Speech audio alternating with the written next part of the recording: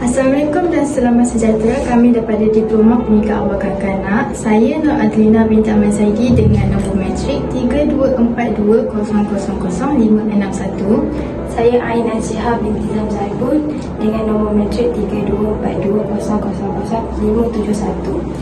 Saya Safar Rawenda binti Roslan dengan nombor matrik 3242000531. Saya Siti Syakira binti Hazrul dengan nombor matrik 3242000521. Okey, kami di sini akan membentangkan mengenai permata negara. Saya akan menerangkan akan jenis-jenis institusi di bawah permata negara. Yang pertama iaitu permata pintar. Khasnya untuk murid-murid yang pintar dengan menjadikan sistem pendidikan yang mencabar dan holistik untuk mereka ini. Ia juga dapat melonjakkan potensi mereka untuk ke tahap yang lebih tinggi maupun yang bersesuaian dengan tahap IQ mereka untuk menjadikan mereka sebagai aset negara yang penuh nilainya.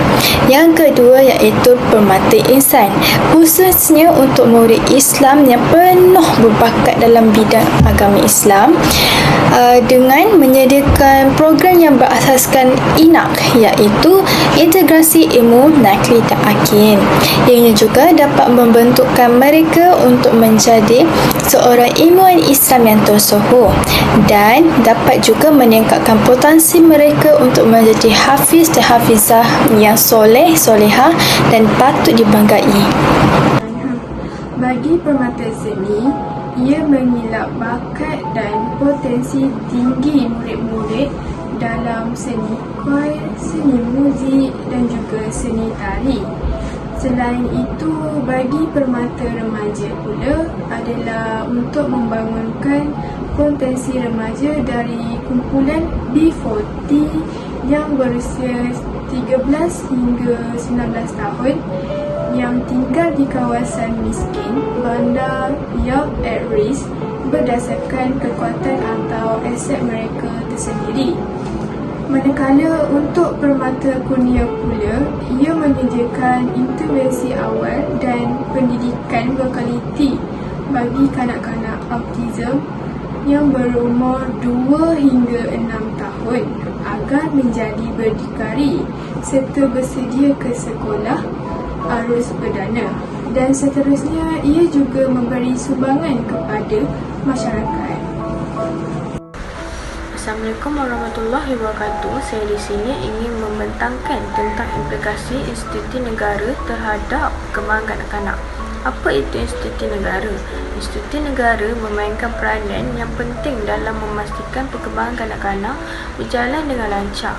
Melalui pelbagai dasar dan program yang dilaksanakan, negara bertanggungjawab untuk membentuk persekitaran yang menyokong perkembangan fizikal, intelektual, emosi, jasmani, rohani dan sosial untuk bertujuan membina generasi muda yang berkualiti dan mampu menyumbang kepada kemajuan masyarakat dan negara.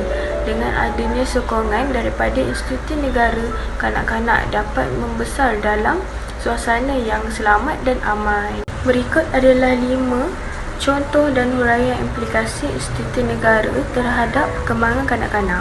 Nombor 1 adalah akses kepada pendidikan awal kanak-kanak. Institusi negara memainkan peranan yang penting dalam menyediakan pendidikan awal yang berkualiti untuk kanak-kanak. Pendidikan awal adalah asas kepada perkembangan intelektual, sosial dan emosi mereka. Melalui berbagai inisiatif seperti Tadika Kemas, Pasti dan Permata Negara, kanak-kanak mendapat akses kepada pendidikan asas yang penting untuk perkembangan kognitif mereka. Sebagai contoh, dasar negara yang mewajibkan pendidikan prasekolah membantu kanak-kanak memulakan pendidikan formal dengan asas literasi, numerasi dan kemahiran sosial yang kuat yang akan menjadi asas kepada kejayaan pendidikan mereka di masa hadapan. Implikasi yang kedua pula ialah program kesihatan dan pemakanan kanak-kanak. Institusi negara turut berperanan dalam memastikan kesihatan fizikal kanak-kanak terjaga melalui program-program kesihatan dan pemakanan. Program seperti pemeriksaan kesihatan berkala di sekolah dan program imunisasi memastikan kanak-kanak sihat dan bebas daripada penyakit. Ini membantu mengoptimumkan perkembangan fizikal mereka serta memastikan mereka mampu belajar dan berkembang dengan baik. Contohnya, melalui program rancangan makanan tambahan iaitu RMT yang akan disediakan di sekolah-sekolah, kanak-kanak daripada keluarga berpendapatan rendah dapat menikmati makanan yang berkhasiat yang penting untuk pertumbuhan fizikal dan perkembangan kognitif yang sihat. Implikasi ketiga, perlindungan sosial dan hak kanak-kanak. Negara turut bertanggungjawab dalam melindungi hak kanak-kanak serta memastikan keselamatan mereka melalui undang-undang seperti Akta Kanak-kanak 2001. Kanak-kanak dilindungi daripada penderaan, pengabaian dan eksploitasi. Institusi negara juga melaksanakan program intervensi untuk membantu kanak-kanak yang menghadapi kesulitan sosial dan psikologi seperti Pusat Perlindungan Kanak-kanak dan Kaunseling Keluarga. Sebagai contoh, Jabatan Kebajikan Masyarakat JKM menyediakan pusat jagaan dan perlindungan untuk kanak-kanak yang menjadi mangsa keganasan rumah tangga atau pengabaian. Ia dapat memberi kepada mereka peluang untuk membesar dalam persekitaran yang lebih selamat dan aman. Implikasi keempat, pembangunan kemahiran dan bakat. Institusi negara juga memberi tumpuan kepada pembangunan bakat dan kemahiran kanak-kanak melalui pelbagai inisiatif seperti kebudayaan, sukan dan kreativiti.